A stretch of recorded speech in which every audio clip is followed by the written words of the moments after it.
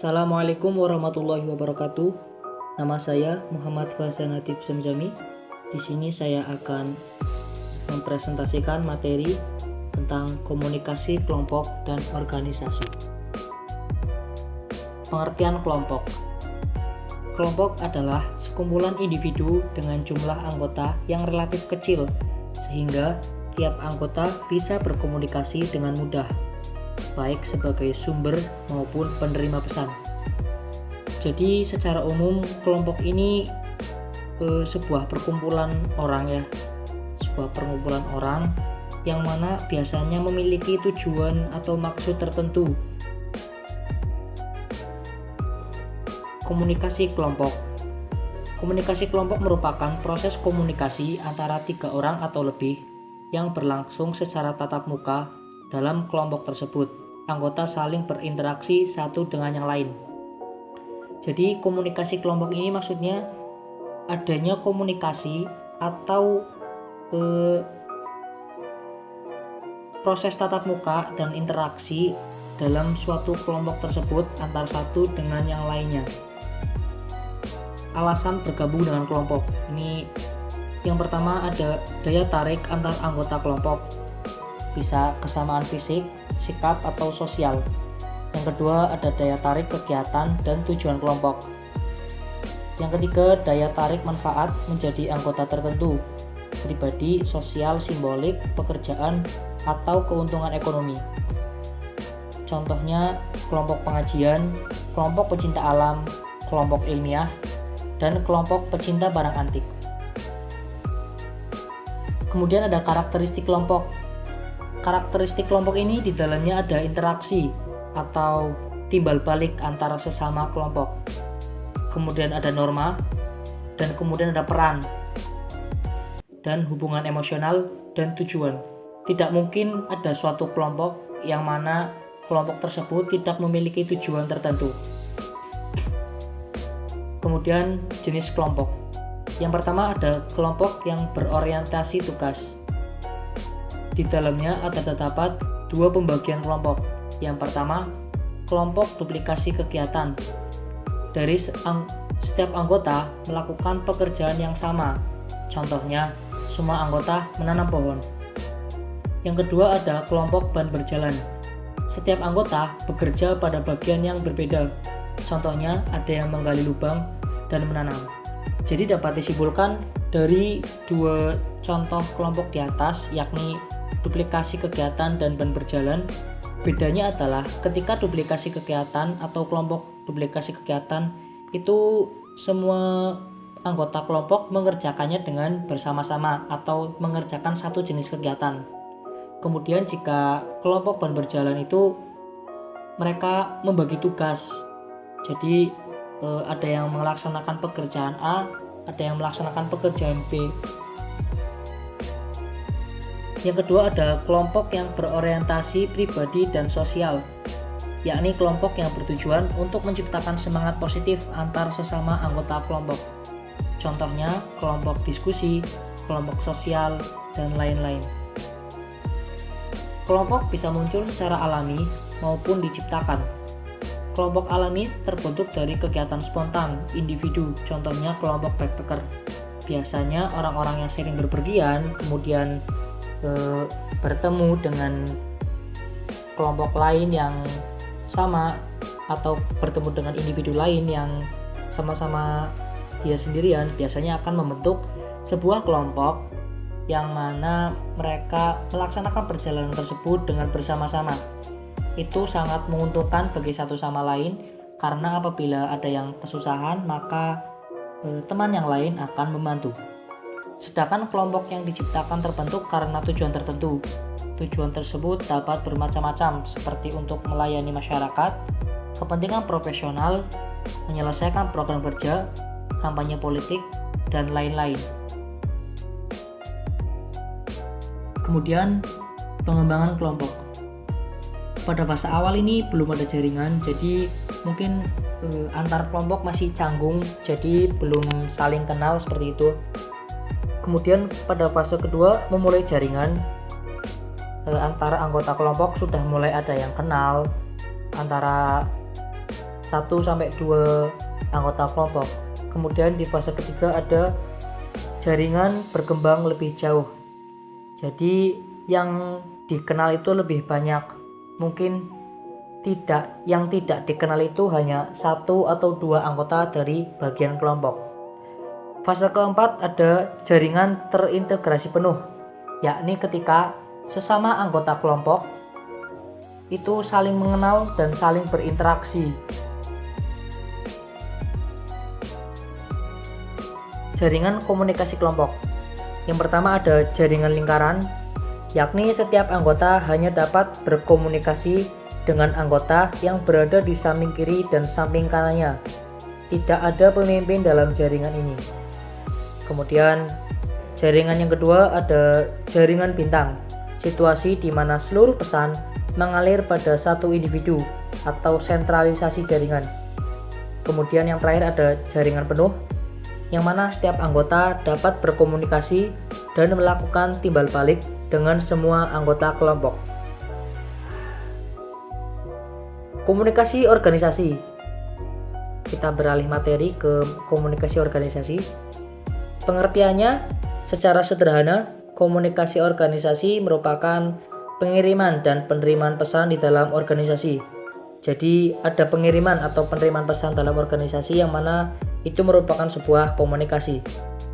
Komunikasi memungkinkan terjadinya koordinasi kegiatan yang dilakukan oleh sejumlah orang. Ibarat darah dalam tubuh, aktivitas komunikasi mengantar perintah dari atasan ke bawah maupun sebaliknya. Jadi dalam komunikasi organisasi ini biasanya salah satu contohnya ada perintah dari atasan menuju ke bawahan atau ke anak buah, dan kemudian timbal balik dari anak buah ke atasan. Biasanya itu merupakan sebuah feedback atau respon dari perintah atasan tersebut. Kemudian ada fungsi-fungsi dalam komunikasi organisasi ada 4. Yang pertama fungsi informatif, fungsi regulatif, fungsi persuasif, dan fungsi integratif. Nah, mari kita bedah atau mari kita bahas satu persatu. Yang pertama ada fungsi informatif, yakni orang-orang dalam tataran manajemen membutuhkan informasi untuk membuat suatu kebijakan organisasi ataupun guna mengatasi konflik yang terjadi di dalam organisasi. Yang kedua, karyawan atau bawahan membutuhkan informasi tentang jaminan keamanan, jaminan sosial, dan kesehatan, izin cuti, dan sebagainya. Nah, yang kedua ini sangat penting ya. Jadi kalau nih misalkan tidak ada informasi tentang jaminan keamanan atau cuti, kesehatan, dan sebagainya, jadi kan karyawan bingung. Ini bagaimana cutinya, masa tidak ada cutinya, seperti itu. Kemudian ada fungsi regulatif. Fungsi regulatif ini berkaitan dengan peraturan-peraturan yang berlaku dalam suatu organisasi. Regulasi ya, peraturan. Pesan-pesan regulatif pada dasarnya berorientasi pada kerja. Artinya, bawahan membutuhkan kepastian peraturan-peraturan tentang pekerjaan yang boleh dan tidak boleh untuk dilaksanakan. Jadi informasi dalam fungsi regulatif ini penting karena nantinya akan menjadi batasan-batasan bagi pekerja, misalnya apa-apa saja yang boleh dilakukan dan apa-apa saja yang tidak boleh dilaksanakan. Ini juga mengatur tentang kedisiplinan. Kemudian ada fungsi persuasif. Dalam mengatur suatu organisasi, kekuasaan dan kewenangan tidak akan selalu membawa hasil sesuai dengan yang diharapkan. Maka banyak pimpinan yang lebih suka untuk mempersuasi bawahannya daripada memberi perintah. Sebab pekerjaan yang dilakukan secara sukarela oleh karyawan akan menghasilkan kepedulian yang lebih besar dibanding kalau pimpinan sering memperlihatkan kekuasaan dan kewenangannya. Jadi dalam fungsi persuasif ini tidak terlalu menekankan kepada bawahannya, agar bawahan itu mengerti sendiri ya, seperti itu. Kemudian yang keempat ada fungsi integratif, yakni setiap organisasi berusaha untuk menyatukan karyawan agar dalam menjalankan tugasnya berjalan dengan baik. Media integratif tersebut berupa newsletter, buletin, pertandingan olahraga, kegiatan dharma wisata, dan sebagainya. Aliran komunikasi organisasi. Yang pertama ada ke bawah. Contoh daripada aliran komunikasi organisasi ke bawah adalah perintah. Perintah dari atasan ke bawahannya. Kemudian yang kedua ada ke atas. Contohnya yakni feedback atau timbal balik dari bawahan ke atasannya. Kemudian yang ketiga ada lateral atau horizontal. Mengelola konflik dalam organisasi. Nah, ini yang penting nih. Dalam organisasi tidak mungkin tidak ada konflik. Dan di sini kita bahas konfliknya. Yang pertama, apa sih itu konflik? Nah, konflik itu merupakan permasalahan serius yang dapat merugikan kinerja suatu organisasi. Konflik ini dapat diartikan dengan perbedaan, pertentangan, dan perselisihan. Konflik menjadi bagian dalam dinamika organisasi. Jadi yang saya katakan tadi, tidak mungkin suatu organisasi itu tidak ada konflik. Jadi kurang lengkap rasanya, karena di mana ada kesetaraan pemikiran itu pasti ada perselisihan di dalamnya. Kemudian ada sumber-sumber konflik. Yang pertama ada komunikasi, ya, salah pengertian, bahasa, informasi tidak lengkap. Jadi misalkan perintah dari atasan kepada bawahan itu perintah A, namun yang disebarkan oleh si bawahan tersebut A plus B plus C. Nah, itu merupakan salah pengertian atau miskomunikasi yang biasa terjadi dalam komunikasi organisasi. Kemudian ada struktur yang mana dalamnya ada kekuasaan dan persaingan. Ya, jadi dalam struktur ini ada kekuasaan dan persaingan. Biasanya dalam organisasi itu ada persaingan antar struktur atau antar tingkatan anggota. Kemudian pribadi. Di dalamnya ada perbedaan pendapat dan emosi. Perbedaan pendapat biasa sekali terjadi dalam organisasi, biasanya dalam rapat ya. Kemudian persaingan, menang kalah. Pendekatan ini memastikan bahwa ada pihak yang memenangkan konflik dan pihak lain kalah. Nah, penyelesaian ini biasanya dalam rapat ya. Jadi pendapat mana yang bisa diterima oleh semua anggota, kemudian pendapat mana yang kemungkinan kurang dapat diterima dan kurang cocok kepada organisasi tersebut.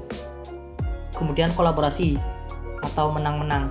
Pendekatan ini mengatasi konflik dengan menciptakan penyelesaian melalui konsensus atau kesepakatan bersama yang mengikat semua pihak yang bertikai. Jadi misalkan ada dua pihak yang sedang ribut atau bertikai. Nah, diambillah jalan tengah dari kedua pendapat anggota tersebut. Ini namanya kolaborasi. Akomodasi. Pendekatan ini memastikan bahwa ada pihak berada dalam posisi mengalah atau mengakomodasi kepentingan pihak lain. Jadi dalam akomodasi ini ada yang mengalah untuk mengakomodasi kepentingan orang lain. Misalkan, wah, kepentingan dia mungkin lebih baik atau lebih penting daripada kepentingan saya. Jadi ya sudah, dia saja, seperti itu. Menghindar. Pendekatan ini mengatasi konflik dengan menghindari konflik dan mengabaikan masalah yang timbul. Jadi penyelesaian masalah dengan menghindar ini dengan menghindari atau dengan mencegah munculnya konflik, seperti itu. Sekian, terima kasih. Apabila banyak kesalahan, mohon maaf. Wassalamualaikum warahmatullahi wabarakatuh.